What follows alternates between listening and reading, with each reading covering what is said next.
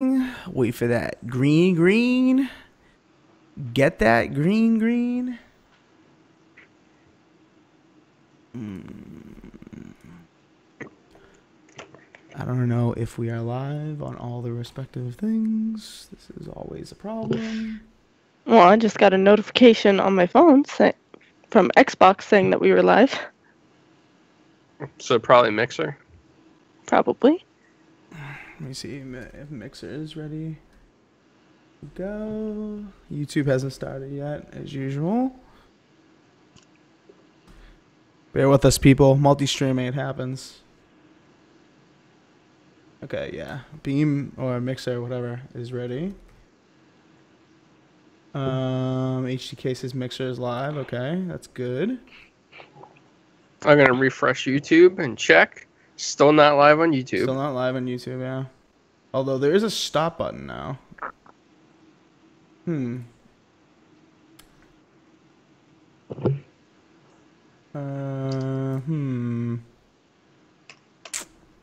This is very weird.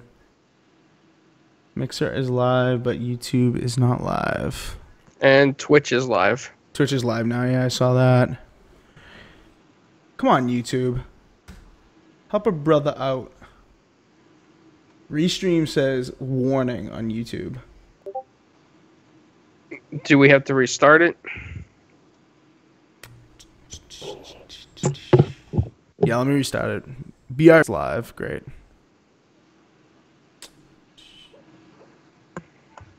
Okay. Let's see, hopefully it stayed live in the same... Oh, it did, okay, great. It is live on YouTube now. Twitch is connected. Beam, I don't know. Beam's Mixer, trying to load. Whatever. Damn it, I can't even speak. I know these are all live, so let's just tweet that out. Technical difficulties, people. We're trying to do this restream thing again, and... It's all live. Everything. All right, everything is live. Let's get this thing going. Welcome, everyone, again to another episode of the 4GwQPodcast. This is episode number 141 for July 6, 2017. We're over the midway point of the year, ladies and gentlemen, which means we're just that much closer to Christmas. I'm Inferno217, as always. We've got ZPCI Assassin making his 141st straight appearance on this podcast. What's going on? I'm not a sheep this week. Yay! Webcam actually working. Skype decides it wants to work. Yay. We also have Taylor, aka Zebra Fries. What's going on? Hello. Feeling better this week, at least. Yeah, I was just gonna say, it sounds like you're feeling much better, which is a good thing. Last but not least, we have Italian Clowns. What's going on? Hey, what's going on, man? Hey, nothing much. We got a few topics this week. Not too many. Probably be a quicker show, but you know, it's kind of been a dead week in gaming. More news about taking advantage of gaming retailers than there is about actual games. Am I right? Hey, they wanted to be taken advantage of. You know what I mean? We'll get into that in just a little bit. That is definitely one of the topics. You know exactly what we're talking about. GameStop had an incredible miracle trade-in deal, as I like to call it, going this past week, actually for the past couple weeks, and I don't believe it expires until this Sunday. So I know some of the values were finally knocked down, but you can still take advantage of that deal. We'll also get into another topic that is in our 4 Guys with Quarters ethics section, if you will. Anthem having a little bit of controversy. Sony been using some Xbox One X footage and playing it off potentially as their own by doing a little pseudo photoshopping. I don't want to say photoshopping because that's not for video, but editing over some PlayStation controls over Xbox One X footage, which to some may be dirty. We'll get into that, whether or not that is a big deal. And a couple other topics. Crash Bandicoot N-Sane Trilogy finally out on PlayStation 4, out later this year, I'm sure, on Xbox One. And it has been killing it, been absolutely dominating sales in the UK and likely in the US. We haven't really gotten those numbers yet. And yeah, what else we got? Battlefield 1 Battlepack earning revision. Big time thing. So we'll get into that as well. Before we do, we want to definitely give a shout out to, actually before we get into the charity thing, we do want to give a shout out to our affiliates. Look down in the description. click those links, do your shopping as normal. Don't necessarily buy what comes up when you click that link, but buy whatever you want, and we will get a little bit of a kickback if you shop at our affiliates. So thank you again for giving us that opportunity, and we will use that money 100% for the show. We will not go out and buy Taco Bell like Assassins wanted to for the past few weeks. Well, I mean, they got those naked chicken nacho things. I mean, come on. He can live off the bean burritos. Oh, 99 God. cents. Everyone will just smell the farts coming from the mic. Jeez. Wow. It makes you guys feel better. I can't eat that stuff. Macca in the Twitch chat says, but Taco Bell lets you stay alive longer so you can do the show. There you go, Assassin. Yeah, man. Well, I don't know. That may be... That's not a loophole. Assassin will probably live until he's like 120. I mean, he lives in Wisconsin, like constantly knocking down trees and stuff. I wish. You know how it is. I'm just going to say this before we get into the show, and this is real. When the PlayStation 4 launched, there was a guy at my Taco Bell, an employee, that was working the late shift, and he brought his PS4 in with a whole streaming setup with an Elgato, and he hooked it to Taco Bell's network so he could stream while he was at work. Wow. Nice. That's dedication. That is dedication. We got to get that guy on the show. So you got to bounce in that local Taco Bell, see if he's interested, Clowns. Yeah. Another quick announcement, not super quick because it's important. We are actually part of the planning and the event, actually, which is a 13-hour charity stream going on a week from tomorrow. So check. These are some of the times we've given Pacific, Eastern, and British Standard Time, I guess, for this 13-hour stream when it's going to be going on. I guess the title of that we all came up with was Gamers United Against Dementia. And if you guys don't know what dementia is, debilitating disease worldwide.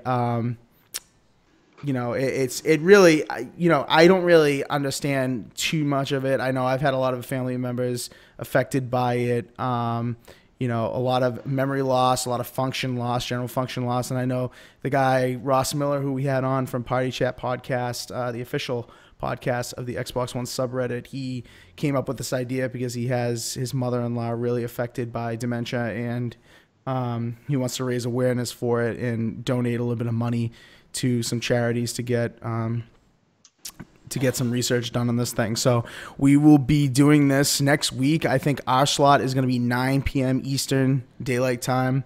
All four of us will be there, and we'll be streaming Rocket League. So if you want to come by, you want to play, definitely can do that. If you want to come by and you want to donate to the charity, we appreciate that as well. But yeah, you can get a lot more information about this down in the description. We have the Twitter link for their official Twitter. Please go follow them, the Gamers United Against Dementia, and definitely go follow their Mixer page as well. And that's where we're going to be streaming. We won't be streaming on our sites. We're going to be streaming on their Mixer, I believe. So more details will come out in the coming weeks. Definitely look out for our tweets about that. Look out for tweets from that, from that Twitter as well, the Gamers United Against Dementia one as well. And the donate link is also below. If you want to put in a donation, you can't make it on Friday, we'd really, really appreciate that. So yeah.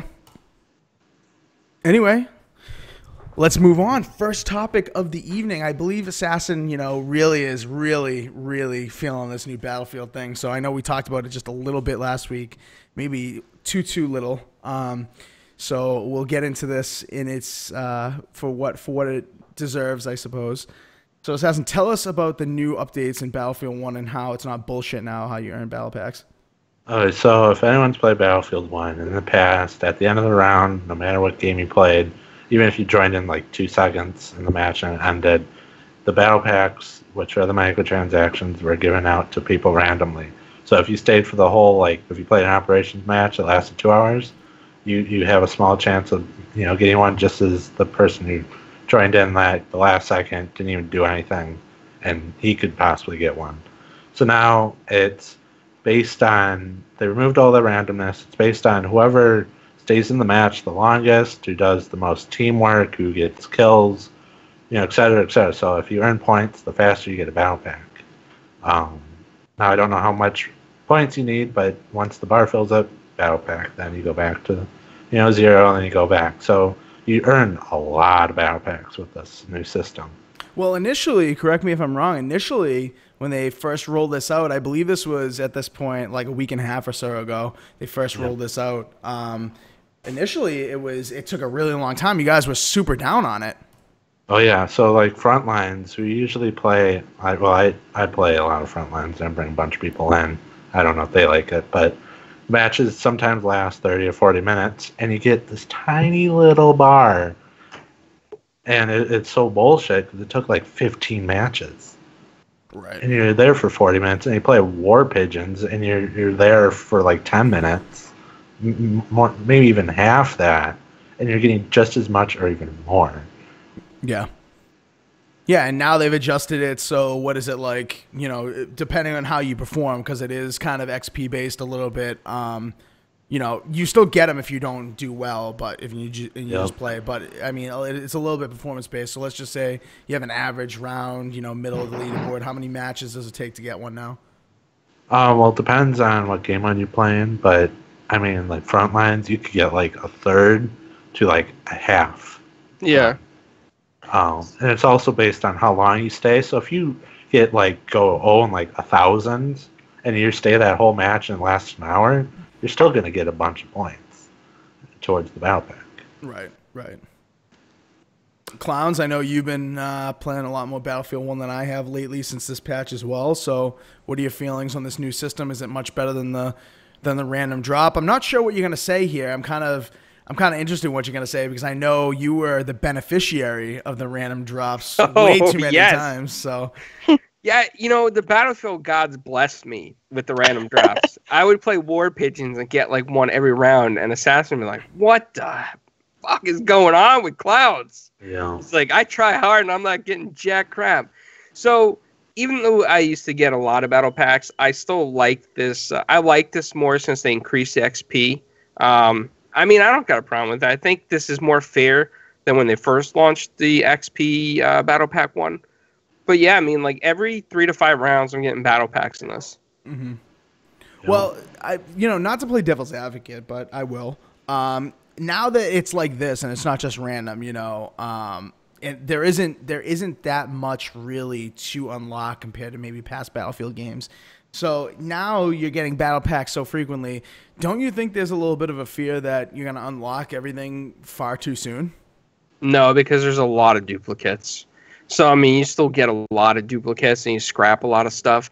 And one other thing I wanted to add in front of that I forgot to mention before is that for someone like me, it makes me actually try to play. I've tied with Assassin on the scoreboard several times, and I've been on top of him once on the scoreboard. Since this drop, so I've been playing a lot better. Mm-hmm. There you go. Well, you should give tips to the other thousands of players because all they do is sit back and don't play the objective.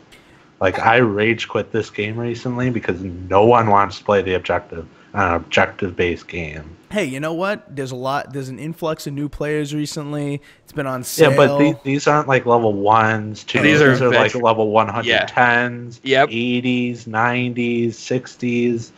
The only thing in Assassin I could figure out that these guys are doing in one match in Neville Knights that we noticed is that they would go from the flag to the enemy's MCOMs, and they would always go back to the flag and hold the position, as if they wanted the match to keep going on forever and ever and ever. So I think a lot of these veteran players just want the match to last so they can maximize the XP. But Assassin made a great point, as you used to say on the podcast, Assassin. Go ahead and explain it. Can you repeat that? I was reading something. Okay. Yeah, sorry. Well, no, basically, Assassin, remember when we were playing the Neville Knights and they kept going from the MCOM to the flag to the MCOM to the flag, and these were veteran players on our team, and you had a message for them, right? What was that message? Do you remember? That seemed like so long ago, even though it was probably like yesterday. Millennial issues. No, I'm just kidding. But Assassin was saying that if you actually play the objectives, you'll get more XP than lasting up. Yeah. So, yeah, if you just push up, even if you're getting kills, if you're on the objective, you're getting a shit ton of points. Thousands, hundreds, you're getting points. Yes. Throw down some med bags. They should, these medic guys should have their syringes at all times. Points. And you can get like 40,000 points, Yeah, And especially there's a cat. get that cat out of here. Especially like in front lines, you know, playing objective really gets you a ton of points because you know those matches go for the full amount of time. You're playing objective. I mean, the same spot, or you know, there's a few spots on there, and then there's the MCOMs. Even if you don't destroy the MCOMs, those spots change hands like 20, 30 times. You know. Oh yeah. And those capture points, those build up. I mean, you leave those matches with 20,000 XP easily. So. No, but these people are too afraid to, you know. There's so many times you see a row of snipers, and they're like a hair away from the objective. Just move up 1 more inch. Right. It's like, yeah, another thing too is like, don't all be snipers. I mean, come on. You don't all have to be snipers. Well, you don't get as many points as a sniper unless you're playing the objective. Well, no, Yeah. because you know, I will defend the sniper class a little bit because as a sniper I lay down, you know, a flare, and that's 25 points for every kill. I'm not even close to a you're part like of. probably like the small majority Yeah. of people who use flares. The other people will get their little shields and their little decoys and plant them and Yep. just run. Yeah, literally Inferno, since these patches, we've seen almost the whole team of 16 people sniping and just sitting in their spawn. You know, or you see some guys with the assault class, and they'll stay till the flag gets captured on. You know, they capture it, and they'll just sit in their spawn, like behind where they spawn. So then they just get easy kills because you can't turn around and shoot them.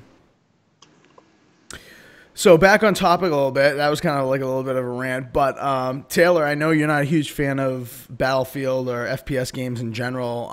But what do you think of all this? Do you think it's better to have it based on XP, or do you think it should just be random?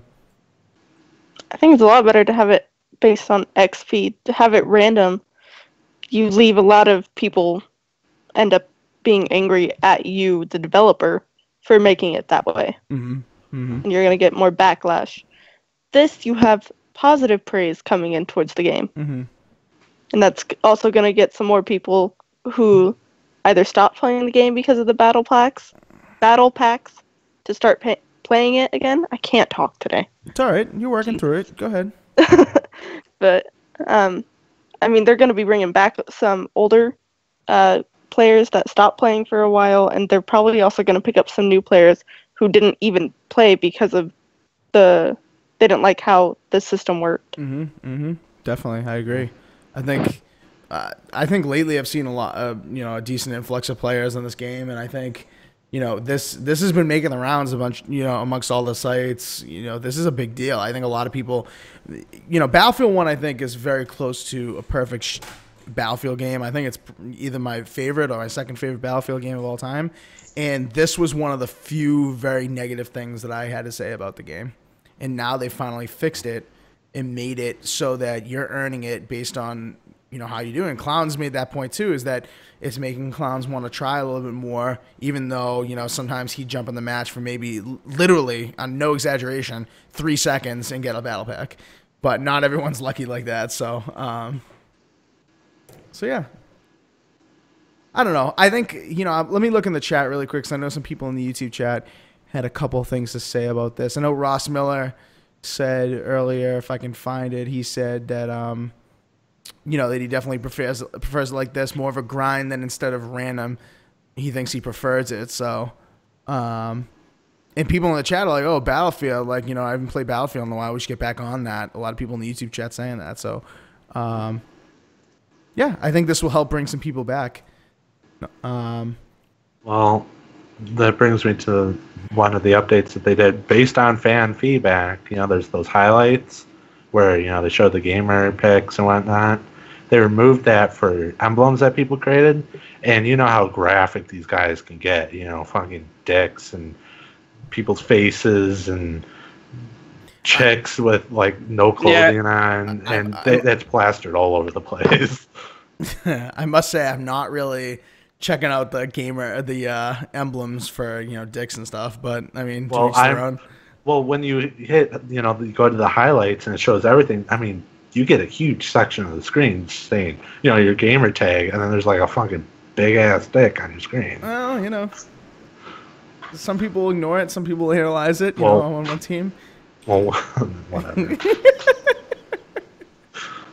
Clowns, what were you gonna say, bud, before we move off this? I was just gonna say, Assassin. You know, after last episode, you don't have to paint any pictures, buddy. What? Never. It went over his head already. Wow. I don't remember what happened last time, but okay. All right, well, that's enough about Battlefield 1. Awesome game. People should get back on it. Was recently on sale. Is it still on sale? Is that still on sale? $29.99 at GameStop for the early enlister edition. My daughter got hers today, and you can get it on the Xbox Summer Sale for $32 digitally for the early enlister edition. There you go. So definitely worth it for that price if you're even moderately interested in FPS games. Even though it is almost a year old at this point, Battlefield games in general have a good amount of staying power. It's not a yearly release thing, and people should, it's definitely more refined. They're releasing more content, and the content is free. So, other than the premium, but I mean, premium is shared now, so that's essentially free. That's if you have friends. Well, okay. We all have premium, so we will share it with our friends from the podcast. We will. If you don't have friends, the Ultimate Edition, $60. And if you don't have friends, add ZPCI space Assassin on Xbox, send a random message and say, "Hey, can I join you?" And he'll say yes. As long as you PTFO. Well, all right.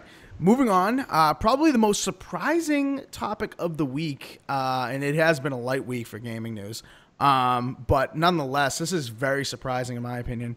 Crash Bandicoot N-Sane Trilogy, which came out a week ago tomorrow, I think, so not even a week, has shown that it is sold out of the gate better than Horizon Zero Dawn in the UK. And the UK is usually, for people who don't know, the UK numbers are usually a pretty good indicator of what the US numbers are going to be. So I haven't seen any US numbers yet, but just seeing that people are nostalgic enough to come check this out, and people are loving this game, so much for it to outsell something like Horizon Zero Dawn, which is most certainly in the category of Game of the Year candidate for 2017.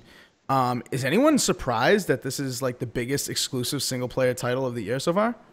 Oh, because it's reasonably priced. I mean, I don't think it's that bad of a price for 3 games in one. And I mean, it's made by Activision. They didn't, just give it to us. They actually did work to it, unlike their other remasters. Well, they calling COD 4, but they published it. I think Naughty Dog made it, right? I don't think they would, because it's coming to the Xbox. So no, it is Naughty Dog. It still is. Yep. Yeah, they're no fools. See, this is the thing. So people are confused on why it would come to Xbox One, and initially I was too. But then if you think about it, how many people from the PS1 era have moved over to the Xbox?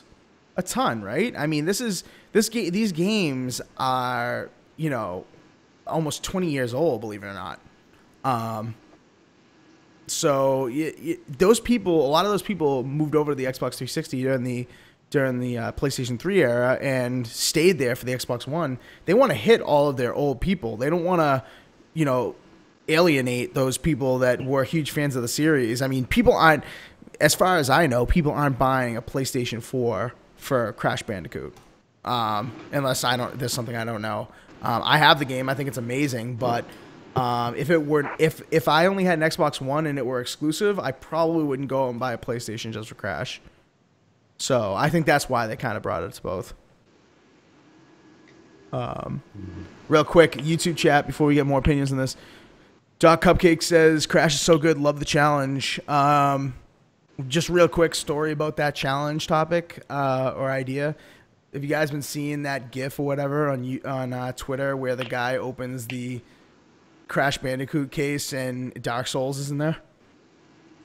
Like it's a joke. To say No. Yes, I did see that. Yeah. Oh, and Vicarious Visions developed Crash. Oh, okay, N-Sane Vicarious Trilogy. Visions. Okay, so I lied. It's not Naughty Dog. Yeah, everyone's loving Crash. Daz says Crash was king back in the day. That's why. Yeah, I mean, you can say that, but then, there are some other games that I think were king back in the day that, would come out with remasters and not lead in sales in a year where there have been, Game of the Year candidates. Like Horizon Zero Dawn sold insanely well out of the gate. Is an extremely good exclusive for the PlayStation 4. Without a doubt, one of the best single-player games on the console, and it outsells that. I think there's something to be said about that. I think there really is. I think that's really, really impressive. And Doc goes on further, says he's not surprised about this because the price, quality, and its platformer that was needed since not many have been coming out. I mean, I think that sums it up right there, why it's been doing so well. Nope. I think that's why. That's just a brief summary of why. Okay, yeah, Ross says Vicarious Visions of the remaster pretty much had a remake from scratch. That's interesting. I thought it was Naughty Dog, but I'm totally wrong on that. Taylor, what do you think about Crash? I haven't been able to play it yet because every time we try and go to GameStop, they don't have it in stock. Ooh. But yeah, but I'm kind of not surprised by how well it's selling. Wow. Just because nostalgia sells. Mm-hmm. Look at Nintendo, for example. So true. Yeah. Nintendo is like almost completely based off of nostalgia at this point, and it sells insanely well. Mm-hmm. Mm-hmm. Yeah, I think you just gotta. I think you just gotta like strike the right chord of nostalgia, because when I think of like a lot of games have been remastered recently, and when those remasters come out, yeah, they sell well. They sell pretty well. Nostalgia is quite a drug, as people have said, but like when I think, is a remaster is that gonna lead the sales, lead sales numbers in a year where there are iconic games that have come out? I would tend to say no, but I mean, then again, this has 3 games. It's not just a remaster of 1 game. And it was like the PlayStation mascot for many years. So I guess this is a special case.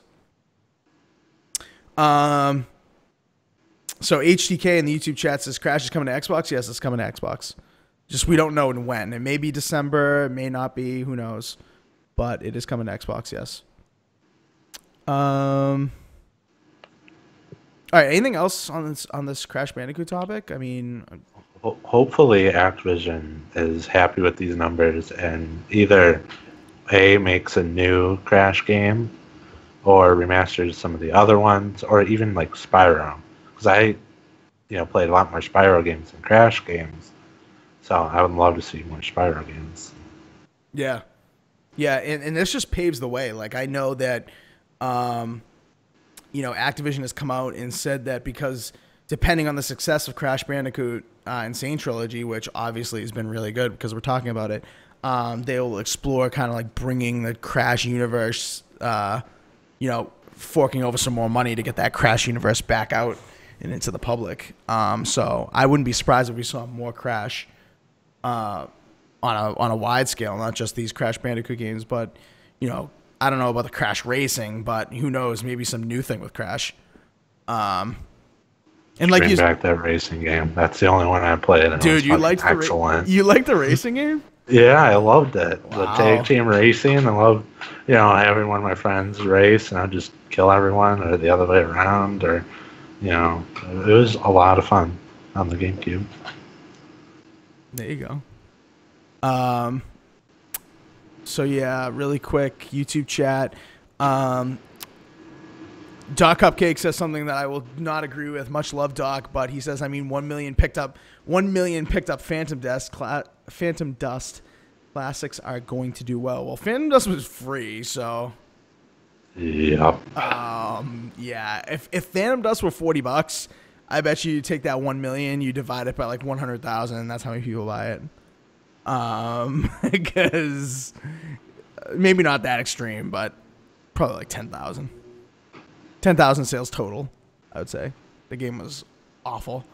And then Basement Radio Arcade Podcast wants to know, do we see even more remakes because of this? Shadow of the Colossus is coming. Sony showed that off. Do you think now that there's been success with this, we're going to see more remakes? Like not just the Spyros or the Jak and Daxters, but other things as well that haven't been like, in production, if you will? I may be a sucker for this, but if they redid all the Ratchet and Clanks, I would buy them. There you go. Taylor or Assassin, what do you think? More remakes coming now because of the success? Hopefully, Oh yeah, they're gonna do a lot more, and they're gonna keep doing it until they get backlash on it. Yeah. Assassin, what were you saying, bud? hopefully they only do the good old games, not just some shitty little one. They're like, hey, we remastered this crappy title. Well, you know, we can't take him seriously, Inferno, because he downplayed the Super NES Mini Classic, so. That's true. That's true. Well, you gotta say, there's some probably crappy games that came out like 20 years ago that you don't want to ever see. Absolutely not. Remastered. Yeah, that's some bullshit. I'd like to see James Pond remastered. Jesus. I think everyone wants to see Gravity GoldenEye. Kid. Remember that? Gravity Kid? I think that's what it was with the space boot. Yes, Gravity Kid. Yep, I do remember that. I don't know. I think that part of the reason this is selling well is definitely because of the value, and we've already talked about this. But people have been selling remasters for $60 this gen. People have been selling them for $40, and they're just remastering one game. People don't want to pay, I don't think, like $40 for one game. I think if this were Crash 1, say this were Crash Bandicoot 1, and it were $40 just for Crash 1, I don't think it would have done as well. Like, not nearly as well. And Sure. and there's still nostalgia with that. So I think like Doc kind of said earlier in the YouTube chat, it really is a combination of a bunch of factors. And they've done it well. I mean, kudos to them. They've generated a ton of hype for it, and it's worked. It's worked. Really quick, one last thing from the YouTube chat that I saw that I want to get to. Predator H2Os wants to know in the YouTube chat, do you guys think it's selling well due to release timing during a gaming drought? So what do you guys think of that? Do you think this is just perfect timing? It's just all come together in a perfect storm for Crash, or do you think it would have done well no matter what? If it came out in fall with a bunch of new releases, it probably would sell. It'd probably sell good, but it won't sell like it's selling now because there's just too much coming out. That's good. Yeah, and it's not even that. Yeah, I tend to agree with Assassin. I think it's not even due to the fact that it would be, outshined by much better stuff. I just think that it would be outshined by the fact that people only have a certain amount of money, and they can only spread their money so far. It's not that people are saying Crash is worse than, Crackdown, for instance, or Call of Duty, or Lawbreakers, or whatever is coming out in the fall. It's not like people are saying that it's worse than those. It's just that people have a certain amount of money and they have to, spread it out wisely. So it's in those categories. It's even better than some of those. I'd rather have Crash Bandicoot than Lawbreakers, 100%. I'd rather have Crash Bandicoot on the PlayStation 1 than Lawbreakers. But, some people may, think remaster versus a new game that has a little bit of promise, and spend their money accordingly. So, what do you guys think? Taylor, what do you think? Just a perfect window for this, and that's why it's selling, or do you think it would have been okay? I mean, it still probably would have sold well. I don't think it would have sold nearly as well as it is right now, just like Assassin said. Mm-hmm. But it still would have sold pretty decent. Mm-hmm. Yeah, I don't think it's outselling like Horizon Zero Dawn if it comes out in the fall. But, I just think this is huge news. I think, to think that Sony, the company, and I love my PlayStation. I want to get that out there because I don't want people to just think this is an Xbox podcast because it's not. I love my PlayStation, but to think that Sony is so ignorant in thinking that people don't want to play old games, and now they have an old game that was their mascot come out and dominate in sales. They probably should flip the script on what they're saying in their message, because people want to play old games. People want to play these nostalgia, like we've been saying. People love nostalgia. Nostalgia sells. So it's time for Sony to kind of flip the script on that. I know they're doing Shadow of the Colossus now, so they're kind of flipping the script a bit, and we'll see how well that does. But early on, Sony, and even continue to today, Sony doesn't want to take the same stance as Nintendo on putting out older stuff, and this just completely proves them wrong, in my opinion. Clown's last word on this before we move on. Yeah, I mean, I think Sony should be more open to this, like you said. I think they should be more open to putting remasters out there, especially right now, because people miss classic games that had a difficulty to them, you know? Like today's games, you could die like 1,000 times to come back. But remember those days of Mega Man, man? I mean, those were true die-hard days of gaming, and this shows that it's still successful. Mm-hmm. Yeah, absolutely. 100% agree. 100% agree. All right, really, this is the last thing. I know I said last thing from the YouTube chat, but somebody else posted something. Genesis fan 01 says, do you think Crash would sell well on Xbox? I don't. And I don't know if you joined late, but we kind of already got into this and the fact that there are a lot of PlayStation people who had Crash on PS1 that are Xbox people now. So in that regard, I think it will sell well. Do you guys think that too, or what do you guys think? Yeah, I agree. From the rumored release date of December, I don't think it's going to sell as well because I mean it just came out after a bunch of games. Well, it's December, you know. Yeah, I know, but I mean if it's like early December, you know, probably not. But you know, getting closer to Christmas, like a week or two, or just a week before Christmas, probably sell a little bit better. But I mean, it's at Christmas time. Everyone's spending money on gifts and stuff. So right. Taylor, last word on this. Do you think it sells well on Xbox? Yeah, I mean, I started off on PlayStation myself. My first console outside of Nintendo was a PlayStation 2. So I played a whole bunch of PlayStation games. My dad had PlayStation before Xbox. Mm-hmm. Everyone I know that played Xbox started off on PlayStation. Yeah.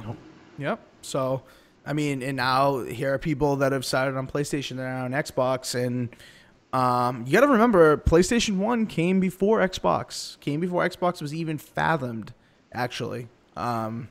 So, you know, people were playing these games before Xbox was even realistically a thing or even rumored.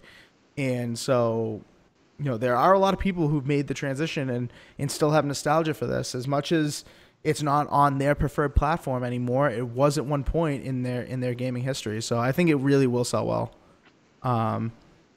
You know, it's definitely not going to sell as well as the PlayStation version, but it will sell well.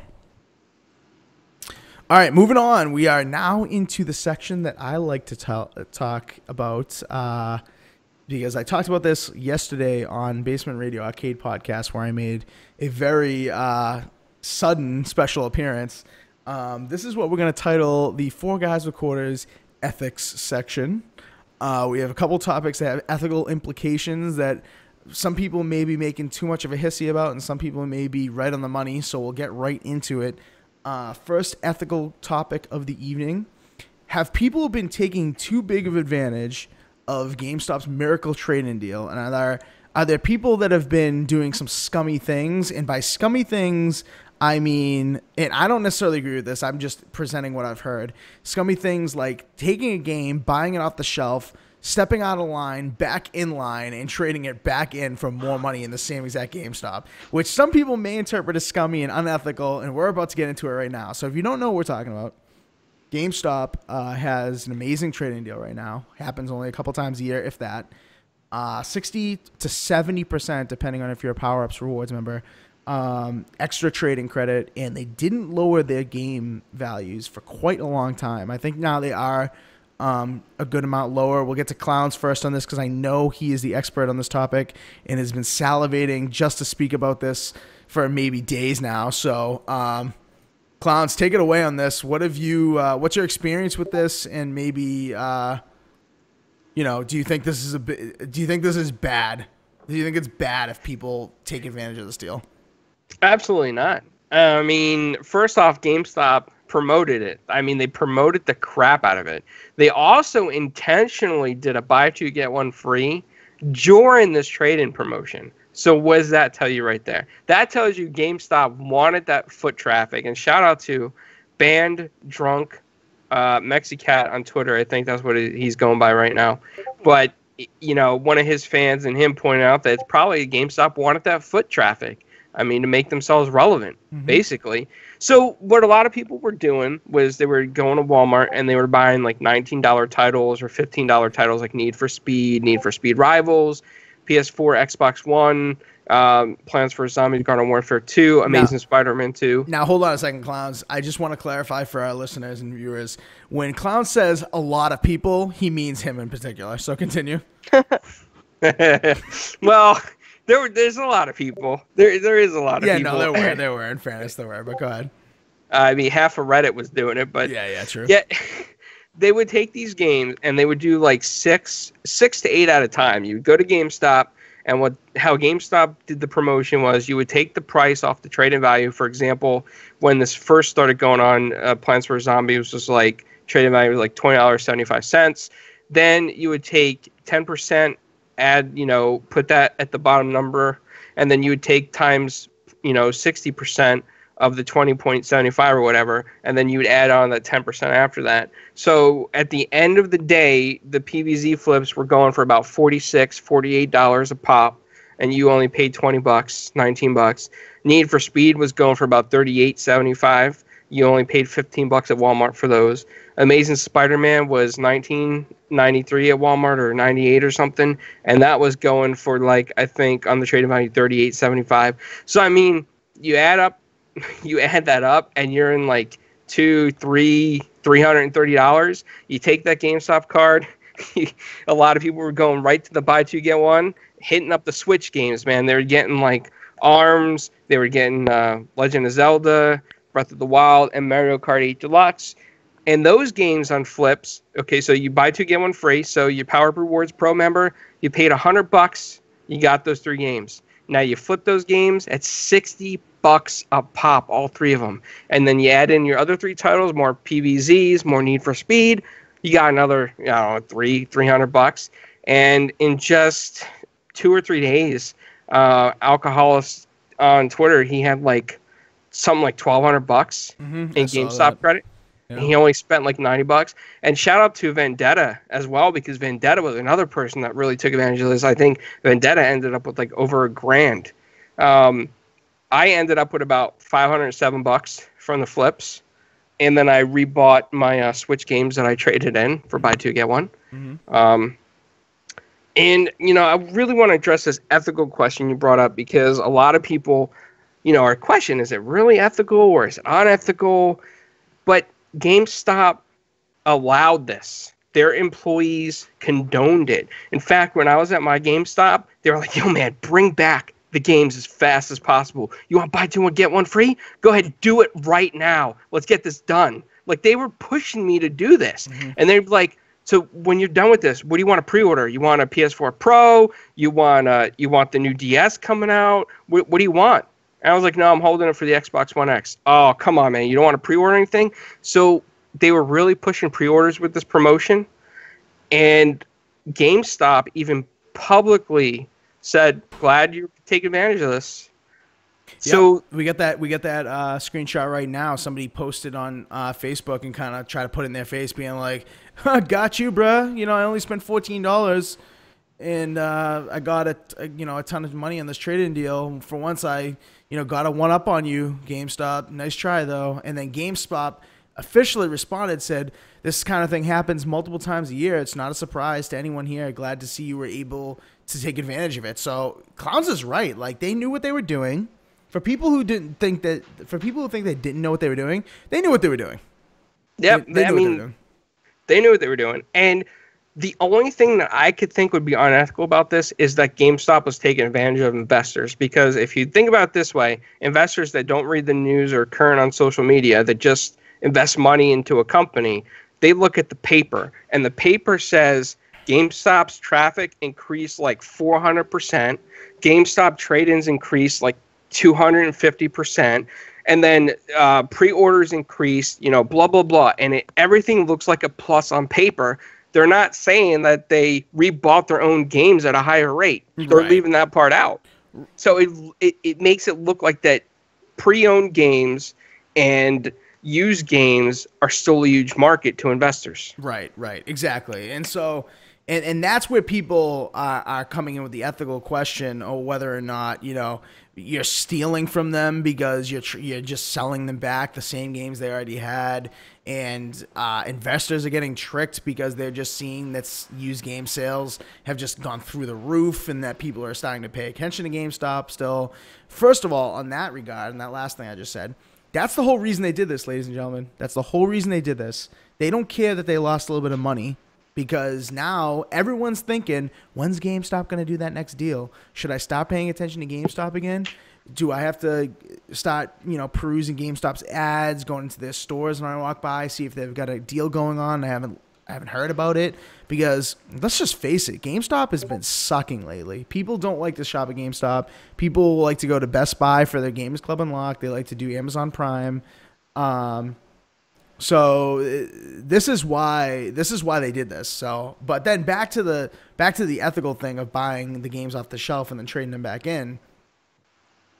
Yeah, that can be sketchy to some people, but if you think about it, you paid your money for the games. Once you pay your money for the games, they're not yours, right? Yep.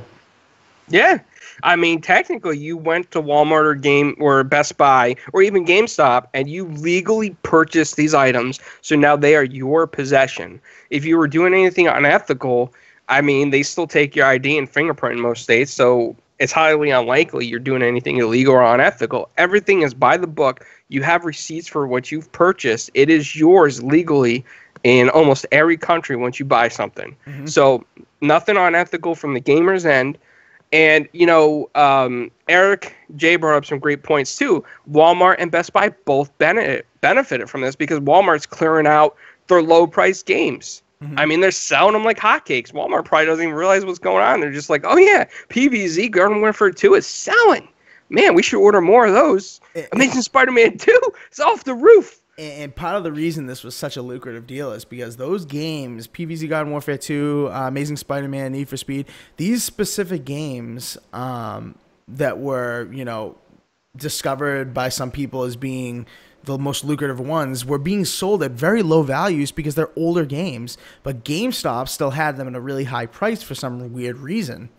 So because of that discrepancy, you were able to really double dip on getting a higher value because you bought them at super low prices at these other stores, then literally just took the wrapping off and traded them back in to GameStop. And because GameStop still has them at that high price for God knows why, they give you more value for them. And another thing, too, is that it makes your power rewards points skyrocket through the roof. Some people had like 80K, 100,000 points like Tokos. And then Drunk had he had like 60K in power-up rewards. So you can go back and get like digital currency. You can even take advantage of their new offer for, I think, started, like at the end of June to July something, I don't know. But you can get like Battlefield 1 in early enlisted edition, $29.99, brand new. So GameStop knew what they were doing because they knew people were going to use their power-up reward points, then buy these brand new games at discounts. They knew exactly what they were doing because it's sales on paper. Mm-hmm. And then Enrique made another point, Basement Radio Podcast, shout out to them. But he said you can use this for Amazon credit, which is true. You can take your GameStop credit and convert it to Amazon.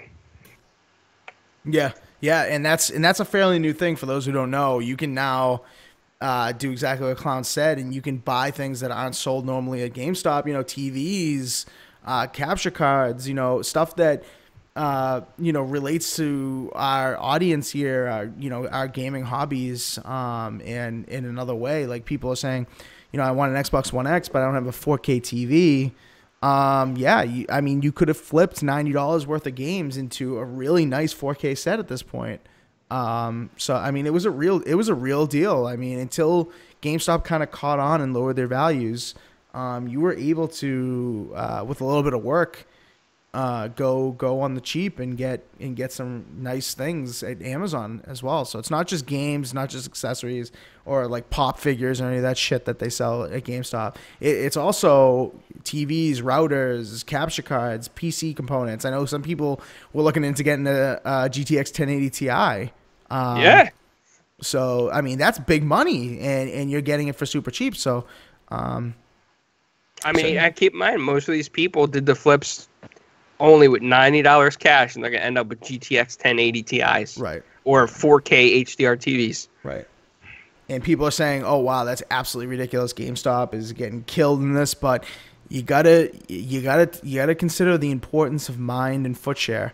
Like people walking into their stores, people thinking about GameStop, traffic to their site. It all looks good for people to, if not their current investors, to give them more money, new investors to drop some money into GameStop and a Barnes and Noble, their parent company, and make their stores more relevant again, and potentially offer better prices or some other kind of advantage to get people in the door. So, yeah, and one thing I want to say to everybody watching, listening, or later on, next time they do this, I hope everybody takes advantage of this, because the more people that take advantage of it, the more that they're going to do these types of things. Yeah. Oh yeah, definitely. Because they're going to do it again. I mean, judging by, if you look at this pic that we grabbed off Facebook, I think, who did you say grabbed this actually, Clowns?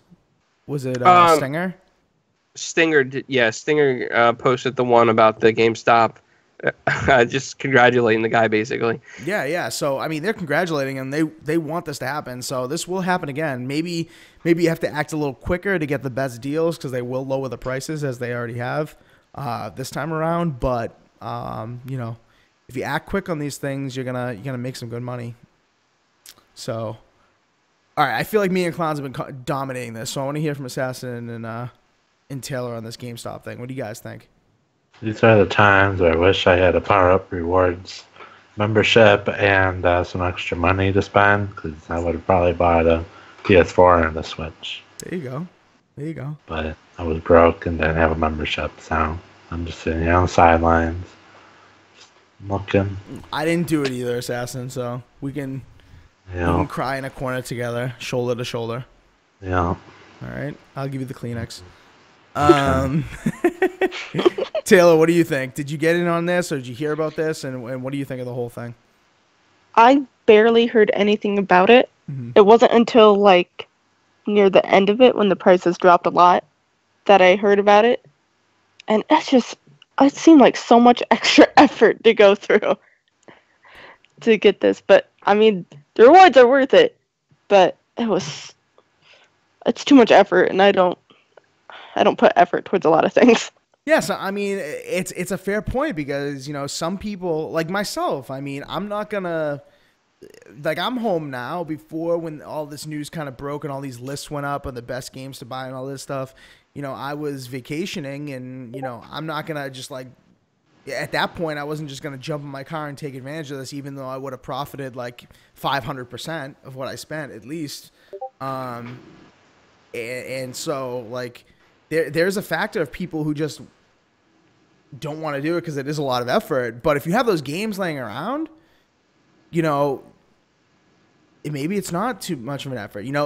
I agree. Going out and flipping stuff, like, I know Clowns is like, the king of this, and he's been dying to talk about this. So I'm glad Clowns was able to succeed in this big time. But me personally, like, I don't want to go to that effort of like going to Walmart, going to Best Buy, go back to GameStop, then hit up another Walmart, hit up another Best Buy, go back to GameStop. Like, it's just it's a lot of effort, but it did net a lot of profit. So for those people, you guys scored big time.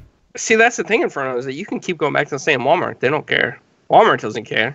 So for me, for example, in my area, my Walmart is literally in the same shopping center as my GameStop. So you would just go to Walmart, go to GameStop. Go to Walmart, go to GameStop. Mm-hmm, mm-hmm. Yeah.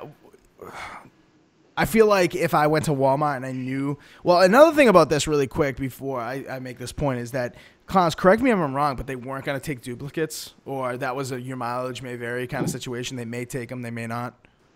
They don't take duplicates for the same system, but you can do PVZ2 for PS4 and PVZ2 for Xbox One in the same transaction. Oh, okay. So there you go. Yeah, so I would have just like bought 2 copies of each game.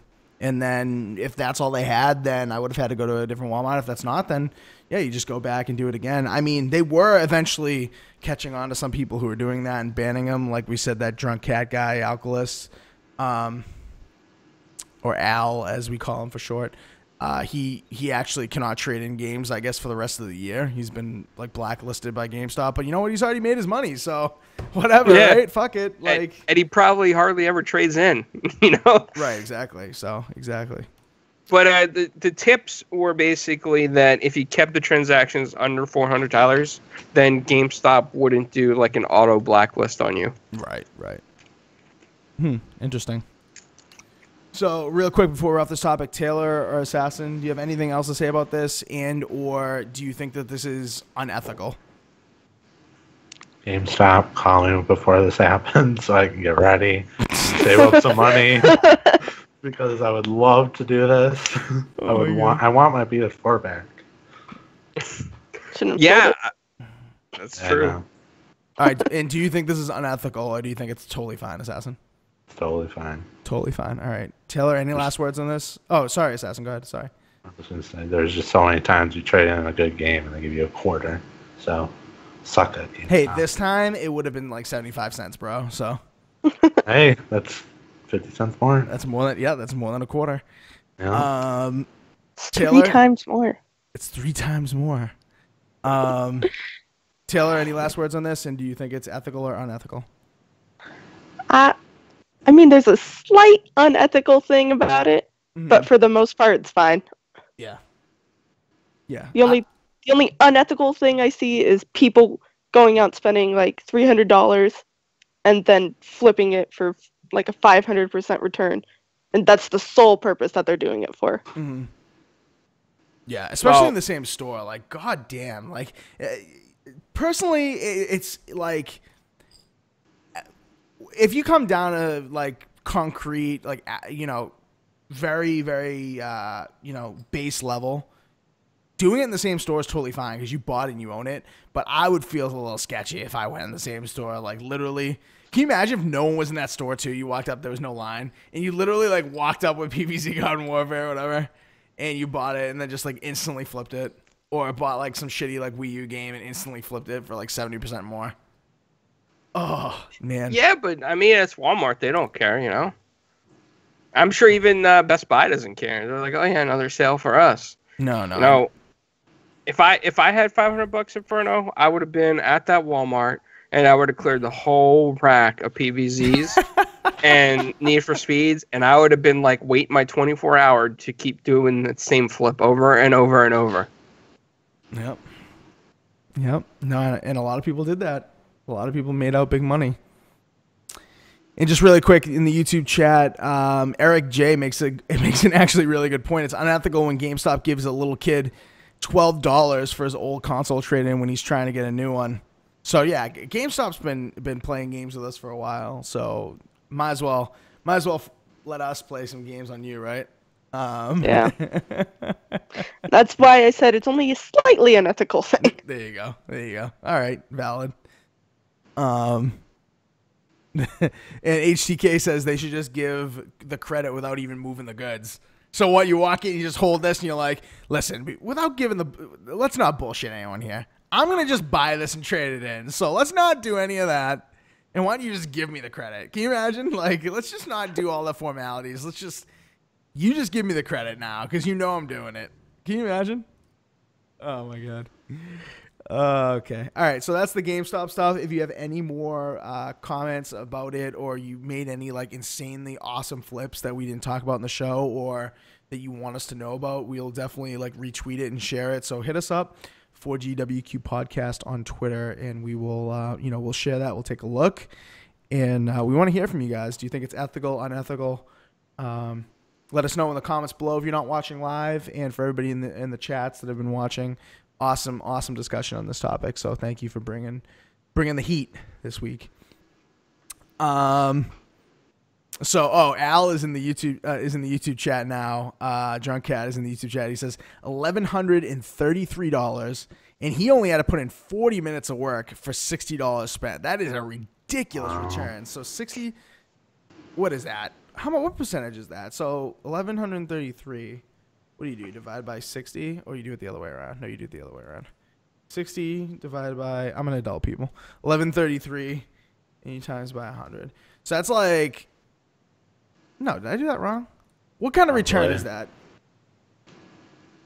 That's like a 5,000% return. Is that wrong? I don't know. 3 divided by 60. You know what? That's Dude, I'm an because- accountant and I still don't know how to do that.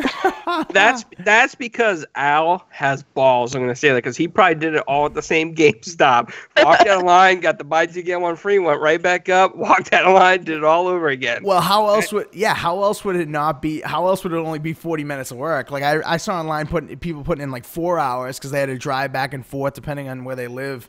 These stores are far away from each other. Unless this guy's got like the Mall of America, he's in Minnesota and he can like just hit up a million different stores and there's more than one GameStop in your mall or some shit like that, you know? That's why you hit up your local dollar store, get some stupid disguises, you know, some Ross fake figured it out. mustaches. That's how you get arrested. Don't listen to Assassin. Ross figured out 619% return. That is just absolutely ridiculous. But yeah, congratulations on that. And you know what? You should be commended. Don't feel dirty about it unless, you know, me personally, I'd feel dirty if you just did the same store, but you shouldn't have to. You know what I mean? It's still legal. It's perfectly fine. You bought the games. You spent your money. So yeah, you do you, everybody. I wouldn't do it now though because I think the trade-in deals have kind of gone. The values have gone down a little bit, right? You can still buy PVZ at Walmart and make, you know, like $4 or $5 on the flip. Oh, can you? All right. $4 or $5, you know, that adds up. All right, this is actually the last topic of the evening.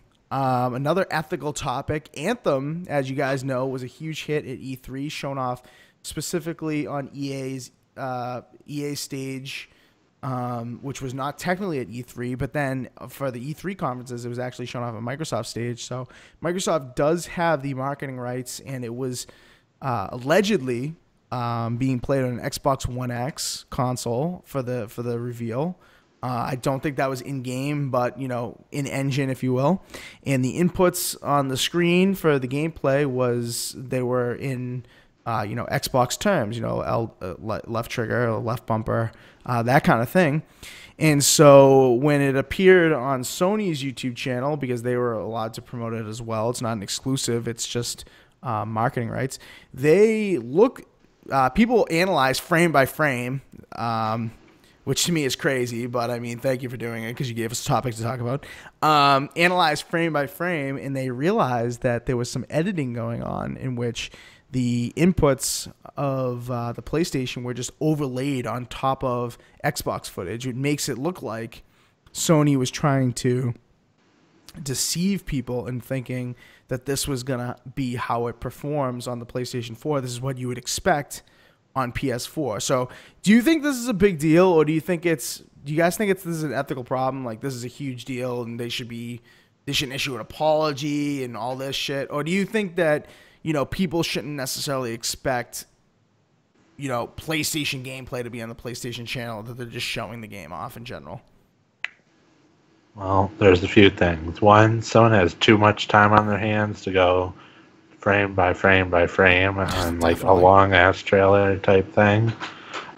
Two, Sony should say something like apology or something. I believe Microsoft did something back in the day showing off footage that wasn't Xbox footage. Yep, that was on PC. Yep. And then third, people should just expect that the game's not going to look how it looks on the YouTube trailers, especially if it's not coming out for a few years. Mm-hmm. Mm-hmm. I mean, look at Watch Dogs, for instance. Mm-hmm. Oh yeah, definitely.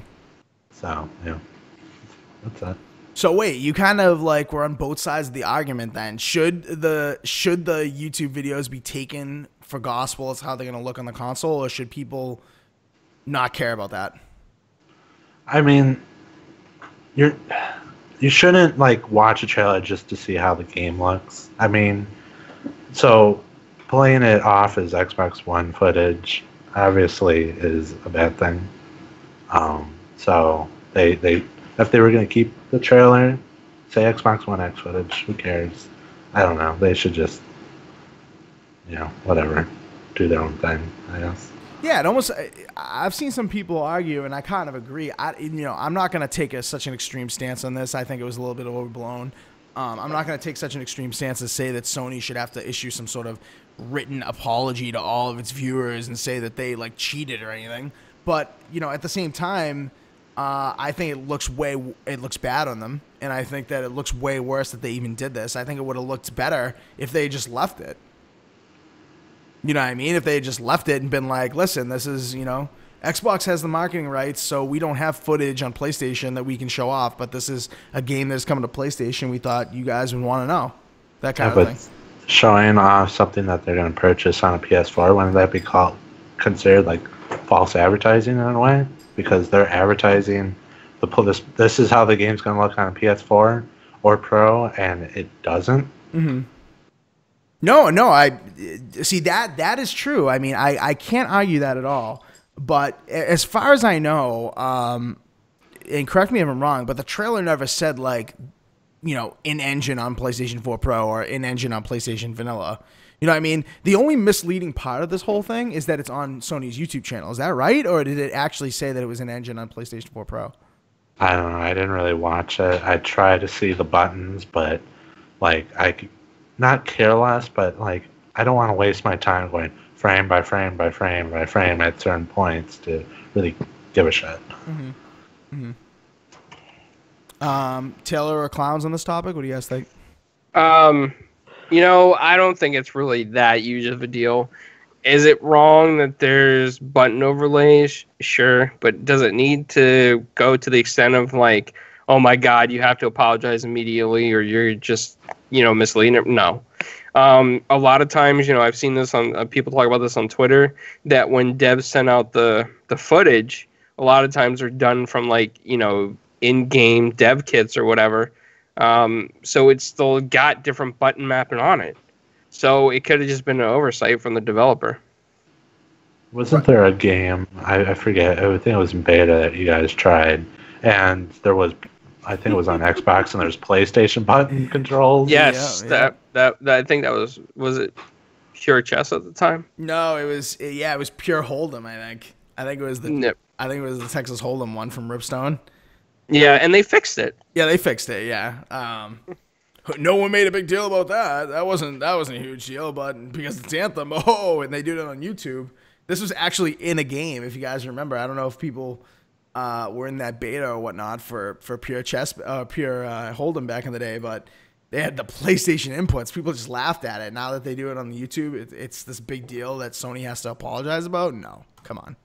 I think, you know, fanboys are taking this to the extreme because they felt Microsoft apologized for like some type of error before in the past, and they want Sony to do the same thing. It's not that big of a deal. Mm-hmm. Let it go. Move on. If you like the game, you like the game. Don't hate the consoles just because of it. Come on. Well, I feel like they should put something out, not as an apology, just say, you know, oops type of a thing, or EA, or you know, because it was EA who sent them the footage. I feel like they should just say, oops, you know, we'll, you know, fix this or something. Like, yeah. Not like, oh, I'm so sorry, everyone who watches it here, take all our money. Like, not something like so serious. But It's a good point. I mean, something could be said. Or they could just like put up a new video with PlayStation inputs and be like, all right, this is the one. But then again, you know, people may have and that's the thing too. Like, do people have this video saved, and then they're going to compare the two videos? Like somebody said earlier in the YouTube chat that Digital Foundry wanted to do a video and compare the two, and that's kind of like part of the reason they found out. And you know, people are just going to trash the PlayStation version because it's certainly not going to look as good as the Xbox One version, the Xbox One X version. And so, like, yeah, they're in a hard spot. I mean, an apology, maybe not, but what you're suggesting, Assassin, I'm on board with that. I think that's a good idea. Yep. Taylor, thoughts about this? I mean, it's stupid how overblown this was. It's, if anything, just a simple "oops, my bad" would be sufficient. For any kind of apology, that would be enough. Mm-hmm. Mm-hmm. They don't need like a full statement or anything. It's the fanboys that are blowing this out. Mm-hmm. Yeah. It's ridiculous.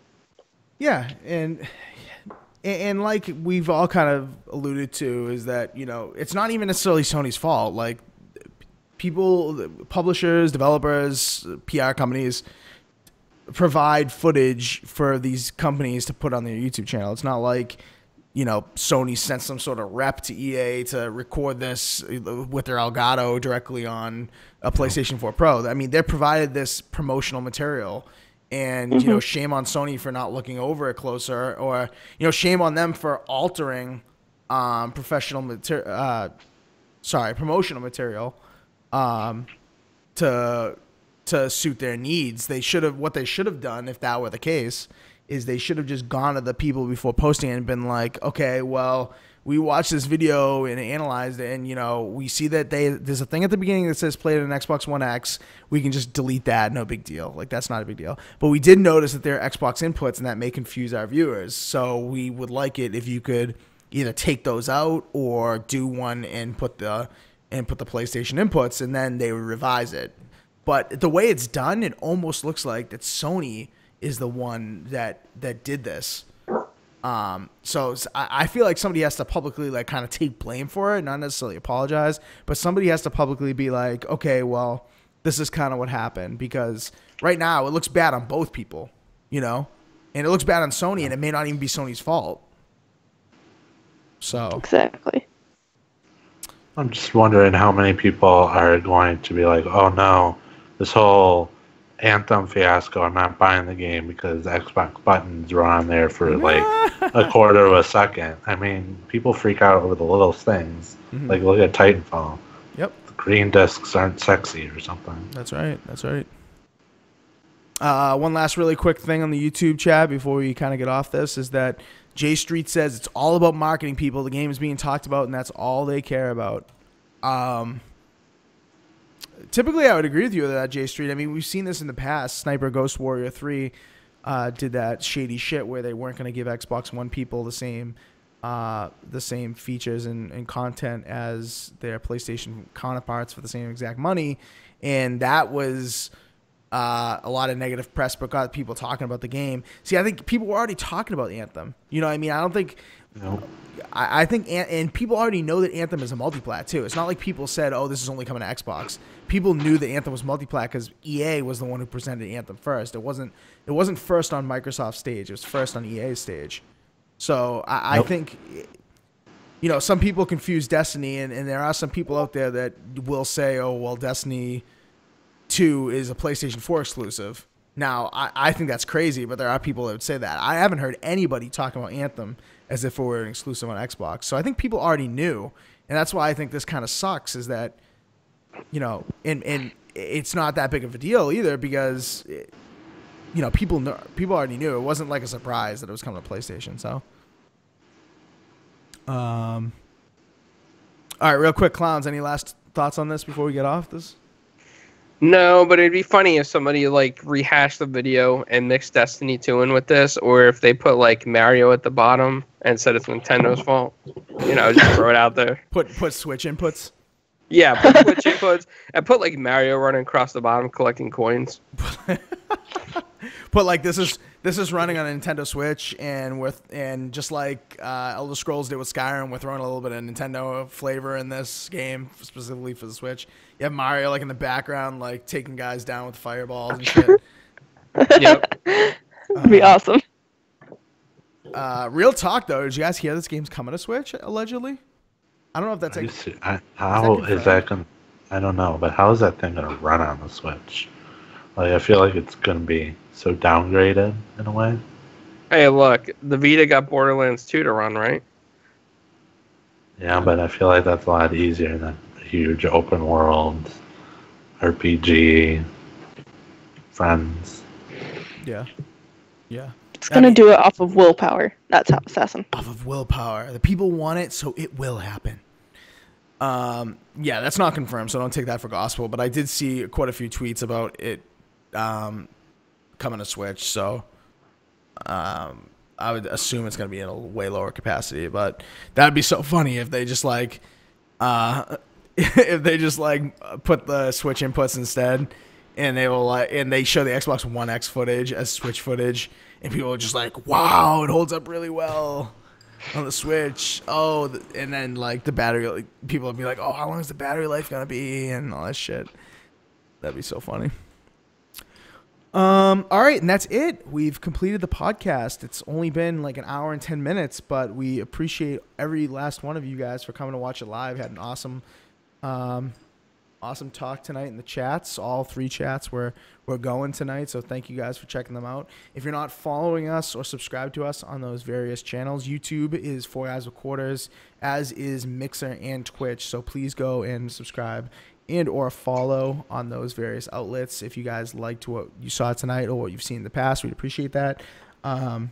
Definitely thumb this up if you liked it on YouTube. Thumb it down if you didn't. And if you do thumb it down, just let us know what you didn't like about it, because we want to make this better if there are people out there that absolutely just hate it. And post all your GameStop flits in the comments below. Yes.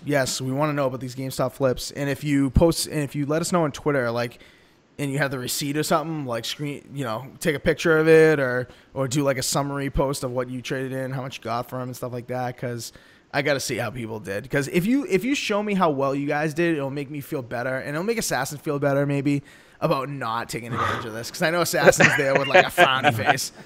I would so take advantage of it. Like, I'd probably be blacklisted from GameStop for the rest of my life, but I wouldn't care. I mean, Assassin, you could have kept the card, but just used my, Power Up Rewards number. I would have let you do that. There you go. Why didn't you say these things? Assassin, you know that's possible. I let you use my Gamers Club one time, remember? That was years ago.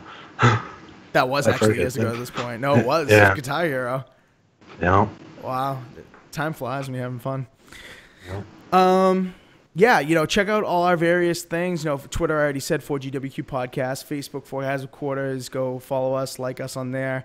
Our website, 4GuysWithQuarters.com. We're going to have some more reviews coming up. We're going to get some hardware stuff to review pretty soon. Some new stuff that isn't exactly available quite yet, so that's pretty exciting, especially if you're an Xbox or a Switch owner. You guys will like the reviews that we're going to be doing.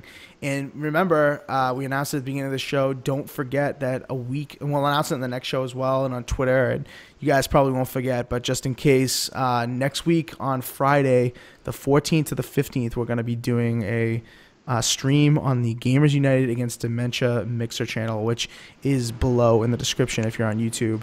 And we'll be streaming Rocket League. The 4 of us will be there, so be there for that. Get in the game on that. Get in the chat. It'll be lively. And if you have some spare change that you're willing to donate to the cause, it goes 100% to charity, so look out for that as well. So yeah, gamers, see you later. Guys, great show. Bump fist, virtual bump fist, Assassin. There you go. Good job. All right, we'll see you guys later. Peace out. Bye. Later.